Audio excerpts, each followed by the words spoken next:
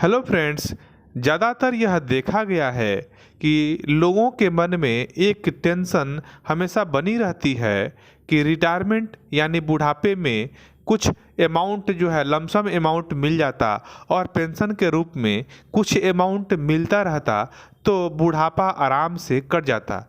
तो हमेशा यह लोग सोचते हैं कि मैं कौन से जगह पे इन्वेस्टमेंट करूं, कहाँ इन्वेस्टमेंट करूं कि बुढ़ापा में हमें आराम से अच्छा खासा लमसम अमाउंट मिल जाए और पेंशन के रूप में हर महीने पैसा मिलता रहे, जिसे मेरा जिंदगी आसानी से कट सके, किसी के सामने हाथ न फैलाना पड़े। इसके लिए 3 रिटायरमेंट प्लान बहुत ही पॉपुलर आजकल देखा जा रहा है। वह रिटायरमेंट प्लान है एनपीएस, पीपीएफ और ईपीएफ और ईपीएस। मैं आज इस वीडियो में आपको बताऊंगा एनपीएस, पीपीएफ और ईपीएफ का बेसिक से लेकर एडवांस तक संपूर्ण जानकारी दूंगा, जिसमें आपका हर प्रकार का क्वेरी, हर प्रकार का कन्फ्यूजन और हर प्रकार का क्वेश्चन इन तीनों स्कीम से जो रिलेटेड है वो खत्म हो जाएगा। मैं आपको इस वीडियो में बिल्कुल सरल भाषा में बताने का कोशिश कर रहा हूँ। उसके बाद भी अगर आपको कुछ कन्फ्यूजन रहेगा तो बिना हेजिटेशन, बिना किसी संकोच के आप हमें कमेंट में, आप हिंदी भाषा हो, इंग्लिश भाषा हो, आप कमेंट कीजिए। मैं आपको कमेंट में आपके कन्फ्यूजन का रिप्लाई कर दूंगा।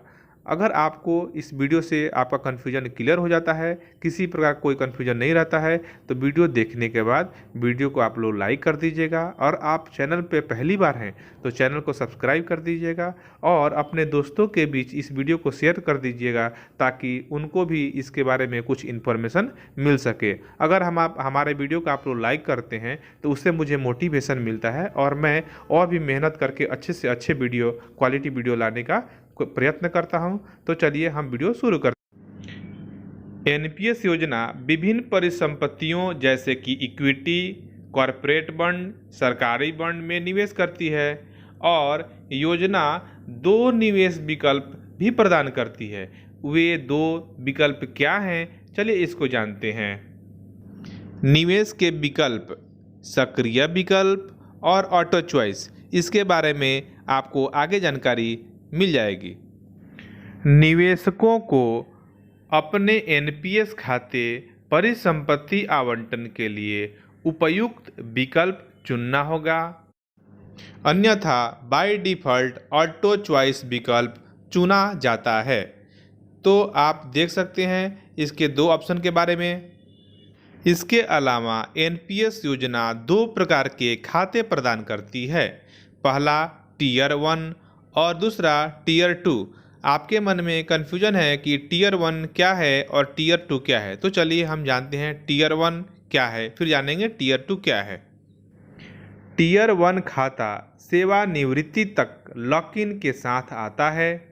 यह खाता सेवानिवृत्ति तक निकासी की अनुमति नहीं देता है। तो आपको डिसाइड कर लेना है कि भाई टीयर 1 में खाता खुलवाना है कि टीयर 2 में खाता खुलवाना है। तो टीयर 2 के बारे में चलिए जानते हैं।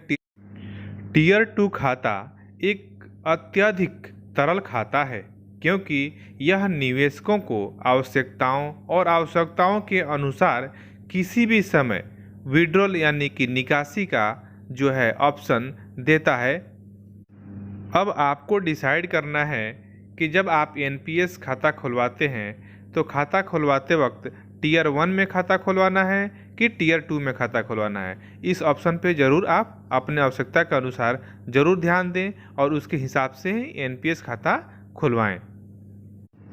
आगे आता है एनपीएस टीयर 1 खाता खोलने के लिए आवश्यक न्यूनतम राशि 500 रुपये है और एक वित्तीय वर्ष में आवश्यक योगदान की न्यूनतम राशि 1000 रुपये है।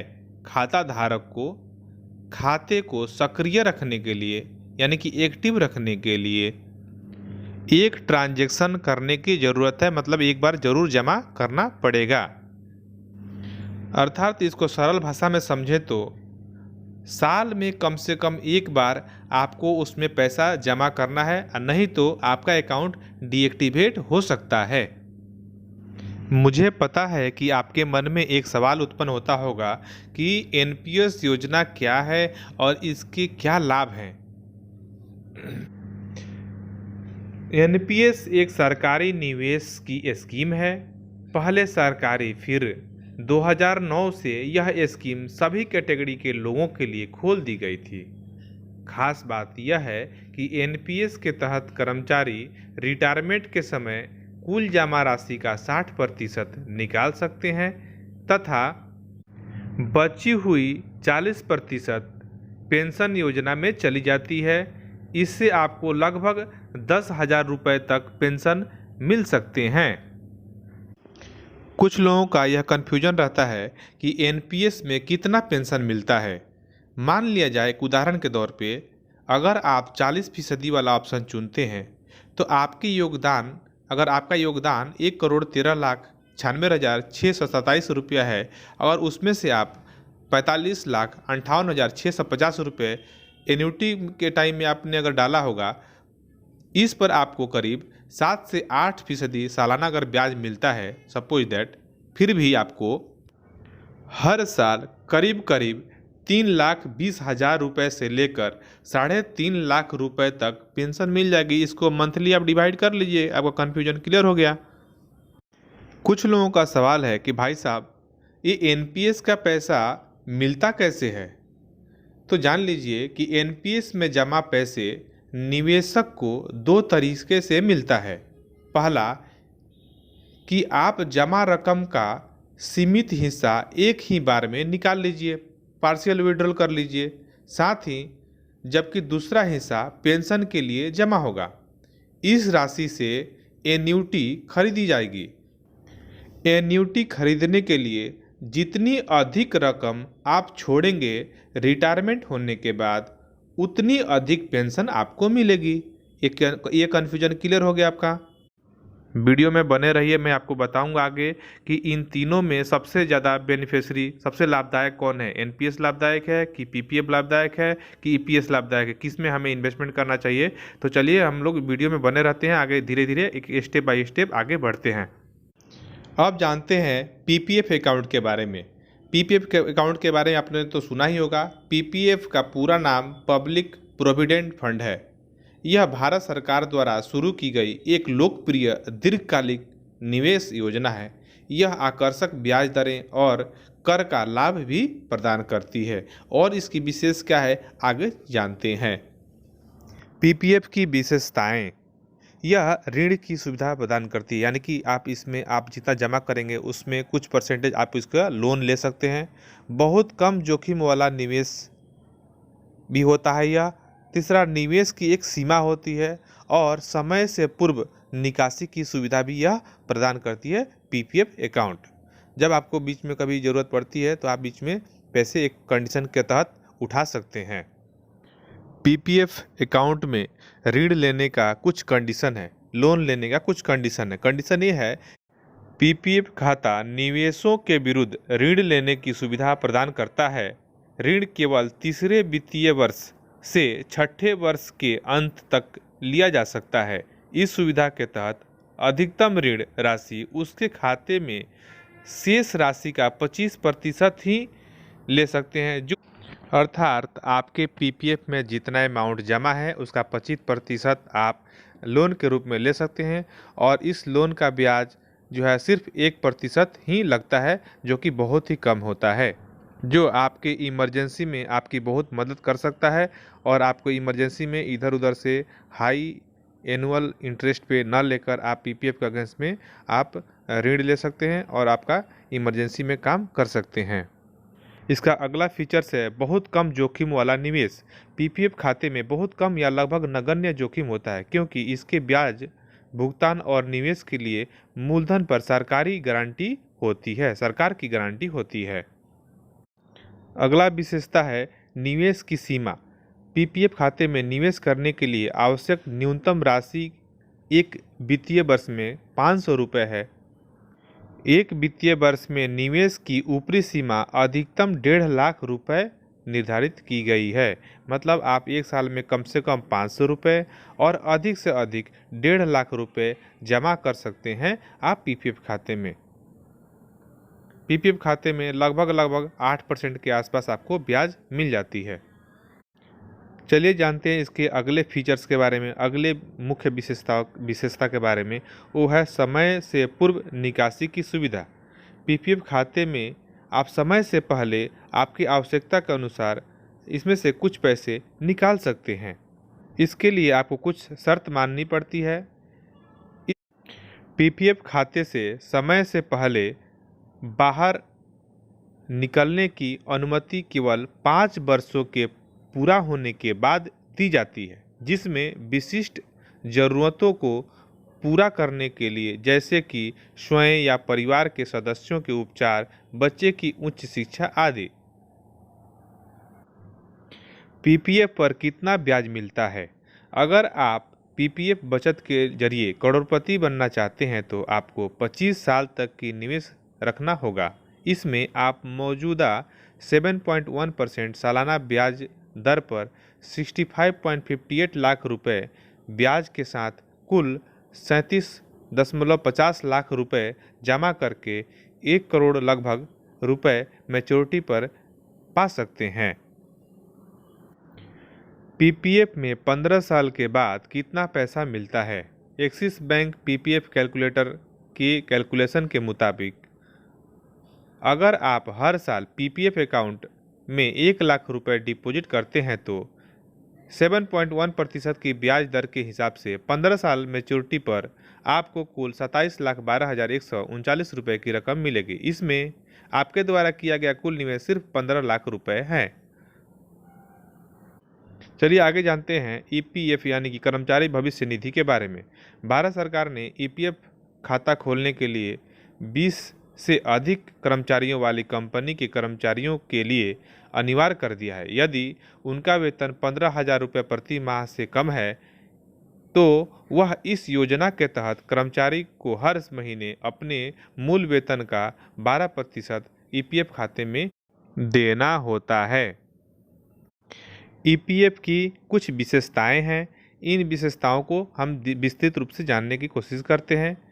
ईपीएफ खाते पर ब्याज दर वर्तमान में 8.5% से घटकर 8.35% है।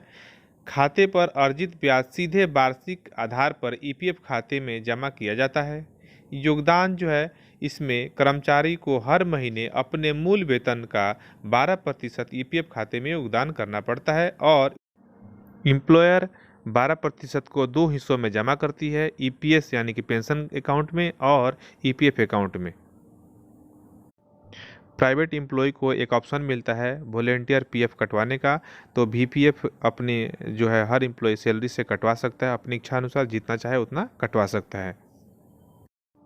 वॉलेंटियर पीएफ के अमाउंट पे भी जो वर्तमान ब्याज दर है पीएफ का, वही ब्याज दर उस पर भी लागू होता है, उतना ही ब्याज वॉलेंटियर पीएफ अमाउंट पे भी मिलता है। ईपीएफ की महत्वपूर्ण विशेषताओं में एक विशेषता है लिक्विडिटी। ईपीएफ योजना एक अचूक निवेश है क्योंकि निवेशक केवल विशिष्ट परिस्थितियों में जैसे कि उच्च शिक्षा, शादी व घर खरीदने आदि के लिए इसमें से एडवांस के रूप में पैसे निकाल सकते हैं। किसी आपातकालीन परिस्थिति में जो है एम्प्लॉय जैसे कि चिकित्सा के लिए, बेरोजगारी के समय आदि ज़रूरतों को पूरा करने के लिए इसमें एडवांस के रूप में एम्प्लॉय अपने शेयर का लगभग 75% तक अमाउंट विड्रॉल कर सकता है एडवांस के रूप में अपने पीएफ खाते से। इसकी अगली विशेषता है फ्लेक्सिबिलिटी यानी कि लचीलापन।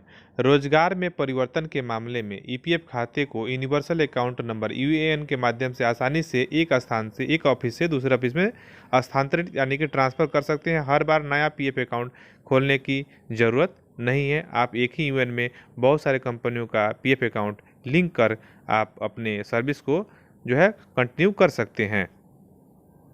अभी तक हमने जाना एनपीएस क्या है, पीपीएफ क्या है, ईपीएफ क्या है और इसके सभी विशेषताओं के बारे में। अब हम जानेंगे कि इसमें से बेहतर कौन है। तो इसको जानने के लिए हम एक कंपेयर चार्ट के द्वारा, एक तुलनात्मक चार्ट के द्वारा समझते हैं, एक दूसरे से कंपेयर करते हैं, तुलना करते हैं और उसके बाद जानेंगे कि इसमें से बेहतर कौन है। तब हम डिसाइड कर पाएंगे इसमें से सबसे बेहतर जो है रिटायरमेंट इन्वेस्टमेंट प्लान कौन सा है। तो चलिए हम पहले इसको कंपेयर करके देखते हैं। इस चार्ट के जरिए हम देख पा रहे हैं कि एनपीएस में निवेश का कार्यकाल रिटायरमेंट तक है और पीपीएफ का कार्यकाल 15 साल तक है और 5 साल तक बढ़ाने का विकल्प होता है। ईपीएफ में भी रिटायरमेंट तक। रिटर्न का जब बात करते हैं तो एनपीएस में लगभग एक्सपेक्टेड जो होता है 8 से 10% होता है और पीपीएफ में 7.1 वर्तमान में और ईपीएफ में 8.50 अभी घटकर वह 8.35 हो गया है। अब यहाँ पे निकासी की जब बात करते हैं तो एनपीएस में 3 साल पूरा होने के बाद आप जो है इसमें पार्शियल विड्रॉल कर सकते हैं। पार्शियल विड्रॉल कितना होगा, वो भी 25% तक। अब हम देखते हैं पीपीएफ खाता में खाता खोलने की तारीख से 5 साल पूरा होने पर इसमें पार्शियल विड्रॉल का ऑप्शन दिया जाता है, वो भी लोन के रूप में, जिस लोन पे आपको 1% का ब्याज देना पड़ता है। ईपीएफ खाते से कर्मचारी का जो योगदान होता है उस हिस्से से अलग अलग विशेष कारणों पे आप एडवांस के रूप में ले सकते हैं। एडवांस जो है अधिकतम 75% ही मिल पाता है, वो भी एम्प्लॉई का जो शेयर होता है उतना ही, जो कंपनी या एम्प्लॉयर जो जमा करती है उसमें से आप पैसे नहीं ले सकते एडवांस के रूप में। आप जो एम्प्लॉई का शेयर होता है उसी का ही आप एक विशेष कारण पे जो उसमें जो फिक्स है कि इस कारण के लिए, इलनेस के लिए इतना पैसा मिल सकता है, घर के लिए इतना पैसा मिल सकता है, बच्चों की शादी के लिए कितना मिलेगा, ज़मीन प्रॉपर्टी लेने के लिए कितना मिलेगा, उस सब का सिस्टम एक चार्ट बना हुआ है, उसके हिसाब से आपको एडवांस के रूप में पैसा मिल जाता है। परिपक्वता निकासी यानी कि मैच्योरिटी अमाउंट, एक मुश्त योजना खरीदने के लिए एक मुश्त 60% की धनराशि और 40% का उपयोग करने की आवश्यकता होगी। किसमें? एनपीएस में। पीपीएफ में परिपक्वता पर एक मुश्त निकासी हो जाती है और ईपीएफ में लमसम अमाउंट दिया जाता है। आशा करता हूँ आप लोगों को वीडियो अच्छा लगा होगा। अगर वीडियो अच्छा लगा होगा तो प्लीज़ वीडियो को लाइक कर दीजिए और वीडियो पे और चैनल पे नए हैं तो हमारे चैनल को सब्सक्राइब करना ना भूलें।